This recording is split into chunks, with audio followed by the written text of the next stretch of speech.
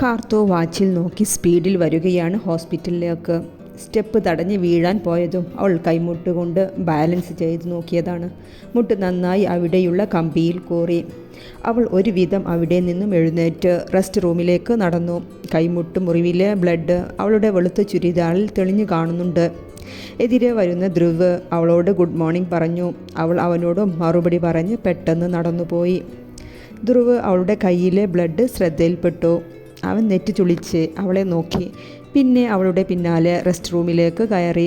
അവൾ first aid box മുന്നിൽ വെച്ച് ഒറ്റ കൈ കൊണ്ട് മുറിവ് ക്ലീൻ ചെയ്യാൻ നോക്കുകയാണ്. ധ്രുവ് ധൃതിയോടെ അവളുടെ അടുത്ത് വന്നിരുന്നു.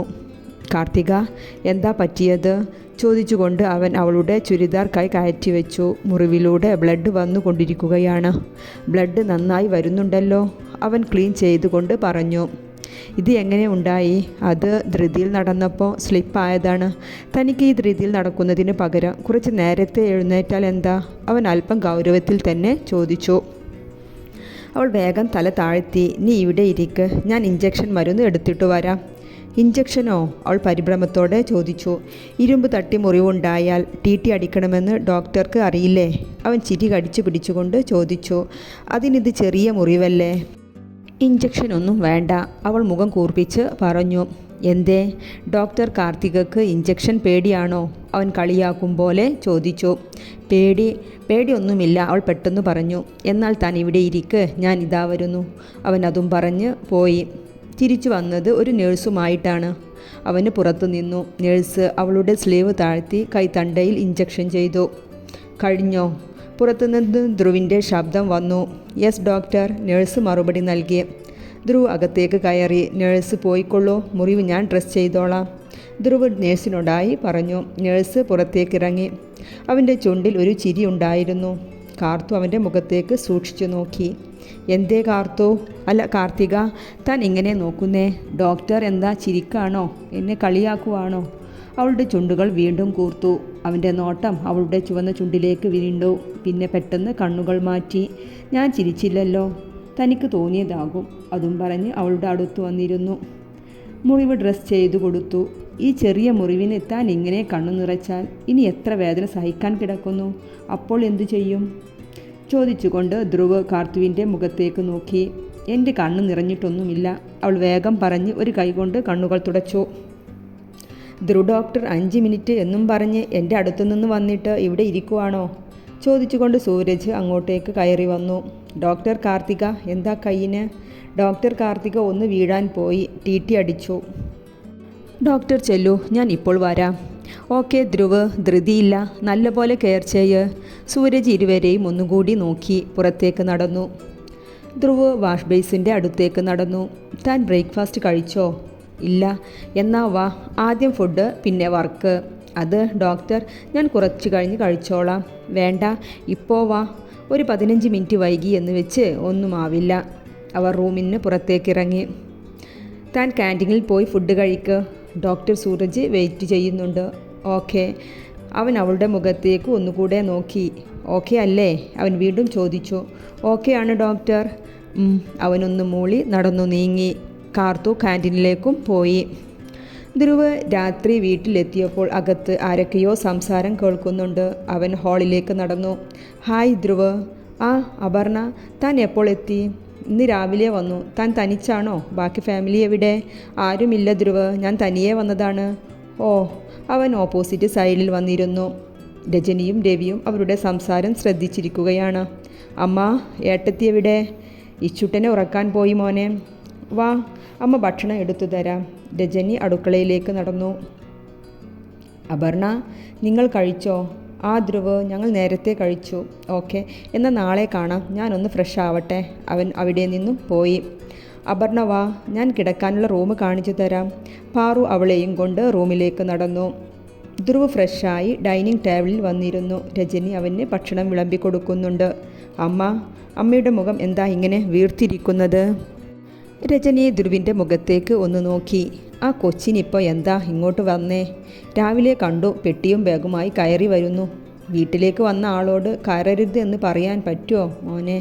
3-4 ദിവസം ഇവിടെ തങ്ങുമത്രേ. എന്തിനാ എന്തോ. അമ്മ അതിനെന്താ ഇങ്ങനെ ടെൻഷനാവുന്നേ? അവൾ വന്ന് നിന്ന് പോട്ടെ. അതെ, ഞാനും രവിയേട്ടനും അതുതന്നെ വിചാരിച്ചേ, വന്ന് നിന്ന് പോട്ടെ. അമ്മ പോയി കിടക്കൂ, ഞാൻ എടുത്തു വെച്ചോളാം. വേണ്ട, എൻ്റെ കുഞ്ഞിനെ ഈ നേരത്തെ നന്നായി ഒന്ന് കാണാൻ കിട്ടോ? അവർ അവൻ്റെ തലയിൽ തലോടിക്കൊണ്ട് പറഞ്ഞു. ഇന്ന് നീ എൻ്റെ മോളെ വഴക്ക് പറഞ്ഞോ? അമ്മയുടെ മോളെയോ? അതിന് അമ്മയ്ക്ക് എവിടെ മോള്? അമ്മ 2 ആൺപിള്ളേരെ അല്ലേ പ്രസവിച്ചത്? പോടാ, എന്നെ കളിപ്പിക്കാതെ. അവർ അവൻ്റെ കയ്യിൽ തല്ലി. എൻ്റെ കാർത്തുമോളെയാ ഞാൻ ചോദിച്ചത്. ഓ, കാർത്തുമോളെയാണോ? അമ്മയുടെ മോൾക്ക് തീരെ ഹെൽത്ത് ശ്രദ്ധയില്ല, ശ്രദ്ധിച്ച് നടക്കില്ല. ടോട്ടൽ പറഞ്ഞാൽ ആകെ ആള് ഭൂമിയാണ്. മോനെ, ആ കുഞ്ഞിന് ഈ ചെറുപ്രായത്തിൽ തന്നെ അമ്മയുമില്ല അച്ഛനുമില്ല. പിന്നെ എങ്ങനെയാ കുട്ടിക്ക് സന്തോഷം കിട്ടുമോ? പിന്നെ ദിവസവും നിൻ്റെ വഴക്കും. അയ്യോ അമ്മ, ഇന്ന് ഞാൻ വഴക്കൊന്നും പറഞ്ഞിട്ടില്ല. അമ്മ, നമുക്ക് അവളെ ഇങ്ങോട്ട് കൊണ്ടുവന്നാലോ, എൻ്റെ പെണ്ണായിട്ട്? സത്യം? എൻ്റെ മോൻക്ക് അങ്ങനെ ഒരു ആഗ്രഹമുണ്ടോ? രജനി വിശ്വാസം വരാതെ ചോദിച്ചു. ആ അമ്മ, ആദ്യം കണ്ടത് മുതൽ മനസ്സിൽ മോഹം തുടങ്ങിയതാ. പിന്നെ അമ്മ, അവളുടെ മനസ്സിൽ എന്താണെന്ന് അറിയില്ല കേട്ടോ. അത്രയേ ഉള്ളൂ, അതൊക്കെ അമ്മ നോക്കിക്കൊള്ളാം. ധ്രുവ് ജോഗിങ് കഴിഞ്ഞ് വരുവാണ്. ഹായ് ധ്രുവ്, താൻ ഇത്ര നേരത്തെ എഴുന്നേൽക്കോ? പണ്ടൊക്കെ ഉച്ചയായാലും എഴുന്നേൽക്കാറില്ലല്ലോ. ഓ, ഇപ്പോൾ ഇതൊക്കെയാണ് ശീലം അപർണ. താൻ ബ്രേക്ക്ഫാസ്റ്റ് കഴിച്ചോ? ഇല്ല. വാ, ബ്രേക്ക്ഫാസ്റ്റ് കഴിക്കാം. ധ്രുവ് ആകെ മാറിയിട്ടോ. പണ്ടൊക്കെ എന്തൊരു കൂൾ ആയിരുന്നു. എന്നെക്കുറിച്ചൊന്ന് ചോദിക്കുക പോലും ഇല്ലല്ലോ, എൻ്റെ കഴിഞ്ഞുപോയ ലൈഫിനെ കുറിച്ച്. ഞാൻ ഇവിടെ വന്നതിൻ്റെ കാരണം ഒന്നും. അവൾ സങ്കടത്തോടെ അവനോട് ചോദിച്ചു. അപർണ, എൻ്റെ വീട്ടിൽ വന്ന ഗസ്റ്റിനോട് എന്തിനാ ഇവിടെ വന്നു എന്ന് ചോദിക്കാൻ പറ്റുമോ? എനിക്ക് ഹോസ്പിറ്റലിൽ പോകാൻ ലേറ്റ് ആകുന്നു. താൻ വാ. ഞാൻ ഡൈവേഴ്സായി ധ്രുവ്. ഓ, ഞാൻ അറിഞ്ഞില്ല, ധ്രുവ് അസ്വസ്ഥതയോടെ പറഞ്ഞു. എന്താ കാരണം എന്നറിയണ്ടേ ധ്രുവ്? ധ്രുവ് അവളെ നോക്കി. അപർണ, സങ്കടമുള്ള കാര്യം ഞാൻ അറിഞ്ഞിട്ട് എന്താ കാര്യം? അവൻ അതും പറഞ്ഞ് നടന്നു. അപർണ, നീ തനിച്ചാണോ കാനഡയിൽ നിന്ന് വന്നത്? നിൻ്റെ ഭർത്താവ് വന്നില്ലേ? അമ്മ, ബ്രേക്ക്ഫാസ്റ്റ് കഴിക്കൂ. അപർണ വന്നത് തന്നെ കൂടുതലാണ്. അവളുടെ ഫാമിലി മുഴുവൻ വരേണ്ട ആവശ്യമെന്താ? ആൻറ്റി, എൻ്റെ ഡൈവേഴ്സ് കഴിഞ്ഞു, 1 വർഷമായി. രജനി ആശ്ചര്യത്തോടെ അവളെ നോക്കി. ശരി, ഞാൻ എഴുന്നേൽക്കാണ്. ധ്രുവ് അതും പറഞ്ഞ് എഴുന്നേറ്റു. പാറു ലഞ്ച് കഴിഞ്ഞ് OPയിൽ ഇരിക്കുമ്പോഴാണ് അപർണ ഹോസ്പിറ്റലിലേക്ക് വന്നത്. ഹായ് ചേച്ചി. ആ അപർണ, താൻ എപ്പോൾ വന്നു? ചേച്ചി വീട്ടിലിരുന്ന് ബോറടിച്ചപ്പോൾ ഡ്രൈവറെ കൂട്ടി ഇങ്ങോട്ട് പോന്നു. ചേച്ചി ഫ്രീ ആണോ? 2 പേഷ്യൻ്റ് കൂടെയുണ്ട്, അത് കഴിഞ്ഞ് വരാം, നീ ഇരിക്ക്. പാറുവിൻ്റെ വിളി കേട്ട് കാർത്തു തിരിഞ്ഞു നോക്കി. ചേച്ചി, ഇതാരാണ്? അപർണയെ നോക്കി കാർത്തു ചോദിച്ചു. ഇതാണ് കാർത്തു, അപർണ. ഹായ് അപർണ. അപർണ, ഇത് ഡോക്ടർ കാർത്തിക. ഹായ്. ചേച്ചി, ധ്രുവിൻ്റെ ക്യാബിൻ എവിടെയാ? വന്നിട്ട് കണ്ടില്ലല്ലോ. ഞാൻ ചെല്ലട്ടെ ചേച്ചി, റൗണ്ട്സ് ഉണ്ട്. കാർത്തു അവിടെ നിന്നും പോയി. പാറു അപർണയെയും കൂട്ടി ധ്രുവിൻ്റെ ക്യാബിനിലെത്തി. ആ അപർണ, താൻ എപ്പോൾ എത്തി? കുറച്ച് നേരമായി ധ്രുവ്. എനിക്ക് ഈ ഹോസ്പിറ്റലൊക്കെ കാണിച്ചതാ. ധ്രുവ് പാറുവിൻ്റെ മുഖത്തേക്കൊന്ന് നോക്കി. ചേച്ചി ഇപ്പോൾ ഫ്രീ അല്ലേ? അപർണയെ ഇവിടം മുഴുവൻ ഒന്ന് കാണിച്ചു കൊടുക്ക്. ഞാൻ അല്പം ബിസിയാണ്. അപർണയുടെ മുഖം ഒന്ന് ചുളുക്കി. പിന്നെ പാറുവിൻ്റെ പിന്നാലെ പോയി. ചേച്ചി, അപർണ പോയോ? ആ പോയി കാർത്തു. ഇതുവരെ അവളെ ഹോസ്പിറ്റൽ കാണിക്കുന്ന തിരക്കിലായിരുന്നു. ഇപ്പോൾ ഒന്ന് ഫ്രീ ആയത്. അവരുമായിട്ടായിരുന്നു ധ്രുവ് സാറിൻ്റെ കല്യാണം ഉറപ്പിച്ചത്. അതേ കാർത്തു, അവരുടെ ഭർത്താവും ഫാമിലിയും ഒന്നും കൂടെ വന്നില്ലേ? ഇല്ല കാർത്തു, അവൾ കാനഡയിൽ നിന്ന് തനിച്ച് വന്നേ. അവൾ ഡൈവേഴ്സ് ആയത്രേ. ഓ, ഓക്കെ കാർത്തു, ഹരി ഡോക്ടറുടെ ഒരു പേഷ്യൻറ്റിനെ നോക്കാനുണ്ട്. Okay bye.